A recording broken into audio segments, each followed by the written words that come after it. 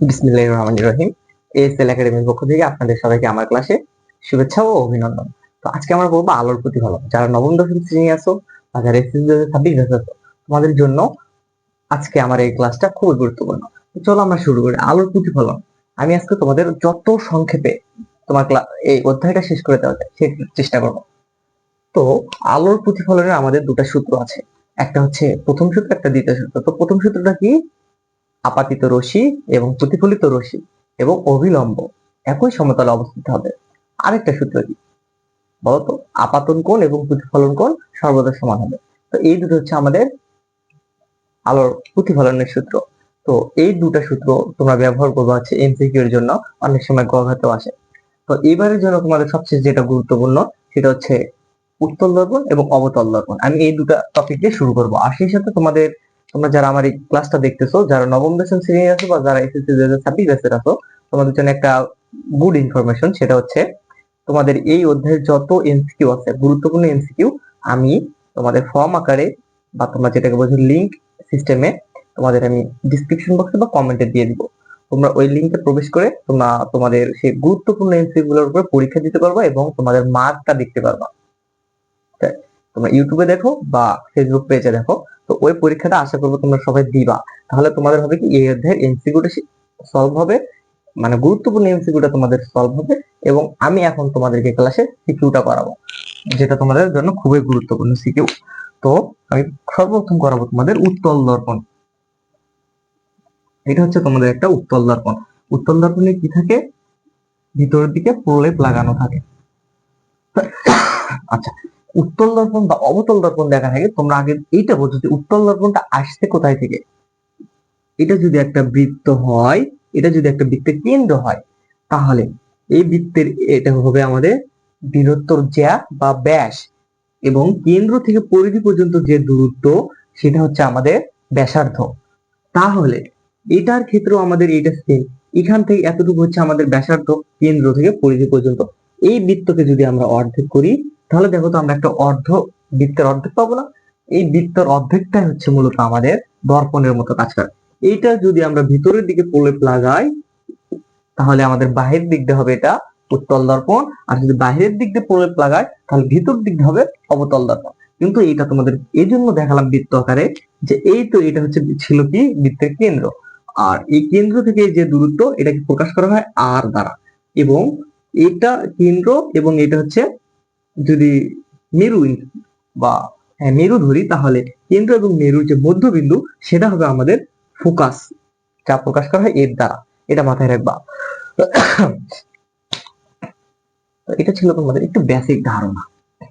আচ্ছা, এখন দেখো, তাহলে এটা যদি একটা উত্তল দর্পণ হয়, তাহলে এই উত্তল দর্পণের কেন্দ্র কোথায় হবে? মানে এই গোলকটা, এটা যদি একটা গোলক হয়, তাই গোলকের কেন্দ্রটা হবে এই উত্তল দর্পণের কেন্দ্র। আর তাহলে ফোকাস কোথায় হবে? এই কেন্দ্র আর এই দর্পণ বা তোমরা বলো মেরু পি, এটা হচ্ছে কেন্দ্র সি। পি এবং সি, এটার মধ্যবিন্দু হবে আমাদের এফ। তার মানে আমরা এটা লিখতে পারি, এখান সি থেকে পি পর্যন্ত এই দূরত্বটা যদি আমাদের আর হয়, তাহলে আর ভাগ 2 হবে আমাদের এফ এর দূরত্ব, তাই না? তাহলে F equals to R divided 2, এটা আমরা বলতেই পারি। আচ্ছা, দেখো এখন আমাদের যদি কাউন্টেবল করো, তো আমরা এখান থেকে কাউন্ট করব। এখানে যদি আমাদের 1 হয়, এখান থেকে এখানেও 1, মানে এইটা আর এটা সমান, মাথায় রাখবা। আচ্ছা দেখো, আমরা যদি এটা একটা উত্তল দর্পণ ধরি, উত্তল দর্পণের ক্ষেত্রে আমরা সর্বদা বস্তুর প্রতিবিম্ব কোথায় পাবো, বা অবতল দর্পণের ক্ষেত্রে বস্তুর প্রতিবিম্ব কোথায় পাবো, আকৃতি কেমন হবে, এইটা মূলত আমাদেরকে চাই পরীক্ষায়। তো দেখো, এটা যদি একটা উত্তল দর্পণ হয়, উত্তল দর্পণের সামনে আমরা একটা বস্তু রাখা দিছি কত মিটার দূরে? ইউ মিটার দূরে, তাই না? তার মানে লক্ষ্যবস্তুর দূরত্ব কি বোঝায়? লক্ষ্যবস্তুর দূরত্ব ইউ দ্বারা প্রকাশ করা হয়। আচ্ছা, এখান থেকে একটা আমাদের রশ্মি কি করবে? দর্পণে গিয়ে পড়বে। আর একটা রশ্মি আমাদের ডিরেক্ট কেন্দ্র হয়ে চলে যাবে, তাই না? আমরা কিন্তু দুটা রশ্মি, একটা এই বস্তুর এখান থেকে, যদি এটা এবি বস্তু হয়, তাহলে এই বি বিন্দু থেকে ডিরেক্ট একটা কেন্দ্র হয়ে চলে যাবে, আর একটা সোজা গিয়ে সমান্তরাল ভাবে যাবে কোথায়? দর্পণে। এবং দর্পণ থেকে সোজা যাবে ফোকাস বিন্দু হয়ে। আমার একটু 19-20 হচ্ছে, তোমরা এটা মিলাই নিও। তো এই তো যেখানে আমাদের মিলিত হয়েছে সেটা হচ্ছে আমাদের প্রতিবিম্ব। এখন এই দর্পণ থেকে প্রতিবিম্ব পর্যন্ত যে দূরত্ব, এটা প্রকাশ করা হয় আমাদের ভি দ্বারা। আই থিঙ্ক তোমরা বুঝতে পারছো। আচ্ছা, আর এখান থেকে বা এই মেরু থেকে পি বিন্দু থেকে এই কেন্দ্র এবং মেরুর মধ্যবিন্দুটা হচ্ছে আমাদের ফোকাস বিন্দু। তাহলে আমরা এখানে এফ পাইলাম, আমরা এখানে ইউ পাইলাম, ভি পাইলাম। এখন যদি আমাদের কোনো একটা না দেওয়া থাকে, ইউ দেওয়া আছে, এফ দেওয়া আছে, ভি বের করতে পারবো না। কিভাবে বের করব? আমাদের সূত্রটা হচ্ছে 1 divided F equals to 1 divided V minus 1 divided U. এটা হচ্ছে আমাদের এটার সূত্র। অনেকে জানো না এই সূত্রটা কিভাবে, তাই না? তো তোমাদের একটু দেখাই। এখান থেকে আমাদের একটা কথা আমি তোমাদের আবার মনে করে দেই। এই দর্পণের ক্ষেত্রে অবাস্তব যা কিছু আছে তোমরা নেগেটিভ চিন্তা করবা বা নেগেটিভে মান পাবা, আর বাস্তব যা কিছু আছে সব পজিটিভে মান পাবা। তো এখানে বাস্তব কোনটা? আমাদের এই লক্ষ্যবস্তুটা বাস্তব না, তাহলে ইউ এর সামনে হবে পজিটিভ, তাই না? ইউ যদি পজিটিভ 1 হয়, ইউ হচ্ছে তোমাদের পজিটিভ 1, আর হচ্ছে তোমাদের তাহলে এটা পরে যেটা ভি হচ্ছে নেগেটিভ, এফ হচ্ছে এই পাশে, তার এফ ও নেগেটিভ। তাহলে আচ্ছা, U equals to positive, V equals to negative, F equals to আমাদের নেগেটিভ দিক, যে কোনো একটা নেগেটিভ মান। তাহলে এটা হচ্ছে মেন যেটা সূত্র, 1 divided F equals to 1 divided U plus 1 divided V. তো এই সূত্রটা হচ্ছে তোমাদের যখন এখানে মান বসাবা, যদি এখন এফ এর মানে মাইনাস বসাই, তাহলে 1 minus F equals to 1 divided minus U, তাই না? সরি, মাইনাস ইউ না, প্লাস ইউ, তারপরে মাইনাস 1 ডিভাইডেড, যদি আমরা মাইনাস দ্বারা ভাগ করি, 1 divided F equals to 1 divided V minus 1 divided Q. এইটা ওইটা একই সূত্র, তোমরা এটাতে কনফিউজ হয়ে না আবার, বুঝছো? অনেকে বলো যে তুমি ওই সূত্র ব্যবহার করছো, পাশের জনের খাতা থেকে বলো এই সূত্র হবে না, তাহলে কিন্তু হবে না। তোমাদের দুটা হবে, এটা বা এটা, যে সূত্র ব্যবহার করো। তো ভাই অবতল দর্পণ ক্ষেত্রে তোমরা ডিরেক্ট এটাও ব্যবহার করতে পারো, বা তোমরা এই সূত্র ব্যবহার করলে তোমরা এই মানগুলো ধরে করবা, মানে যেটা বাস্তব আছে ওটা পজিটিভ ধরবা, আর যেটা অবাস্তব আছে সেটা আগে নেগেটিভ ধরবা। তো এটা ছিল তোমাদের উত্তল দর্পণ। তো উত্তল দর্পণে আরেকটা জিনিস আছে, যদি আমাদের এই লক্ষ্য মানে এই বস্তুর দৈর্ঘ্য এবং প্রতিবিম্বের দৈর্ঘ্য এই রিলেটেড কিছু দেয়, তাহলে আমাদের এম ইকুয়ালস টু কি হবে?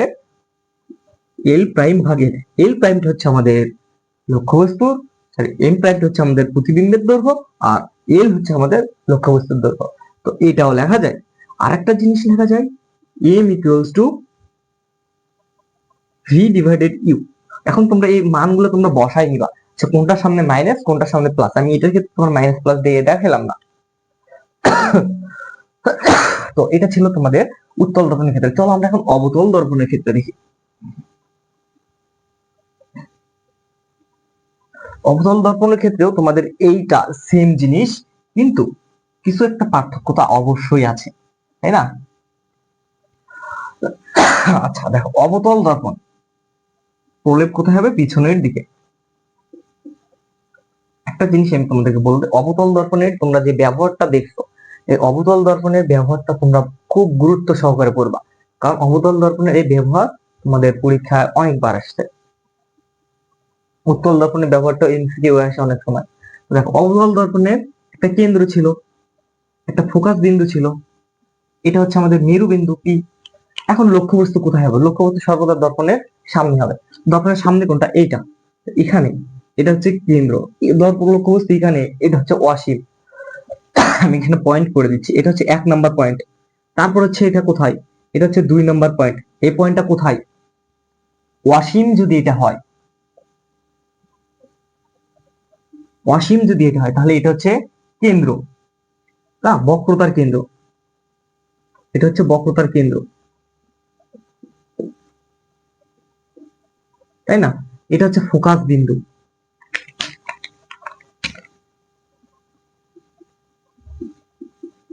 ফোকাস বিন্দু, তাই না?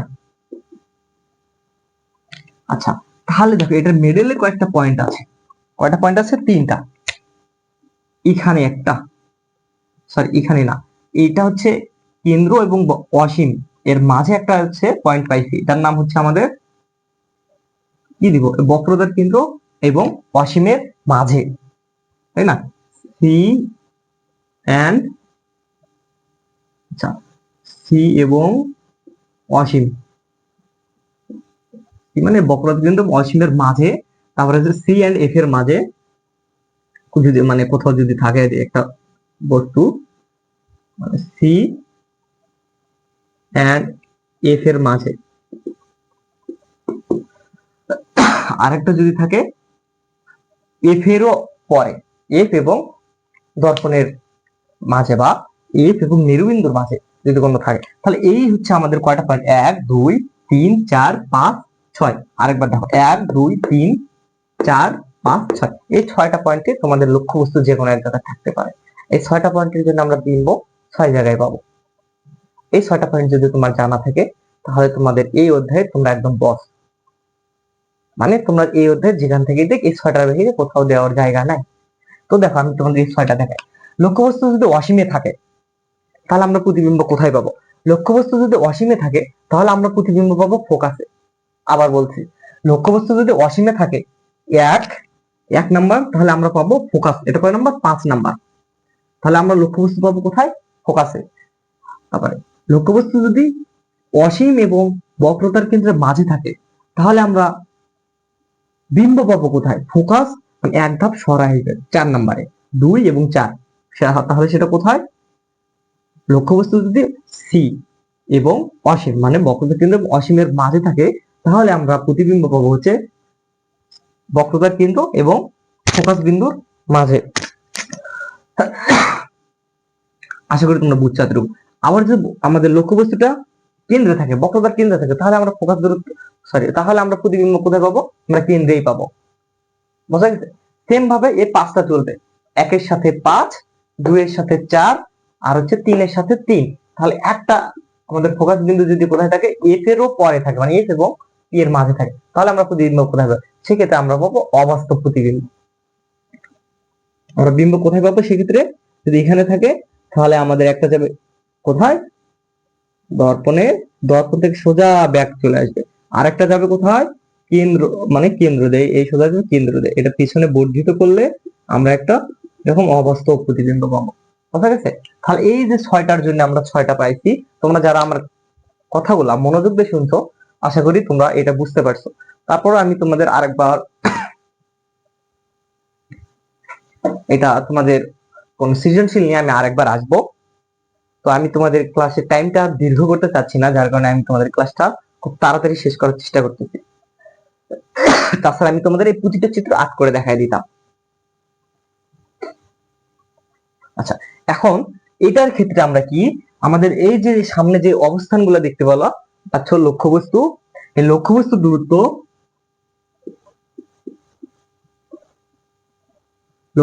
দূরত্ব প্রকাশ করা হয় ইউ দ্বারা,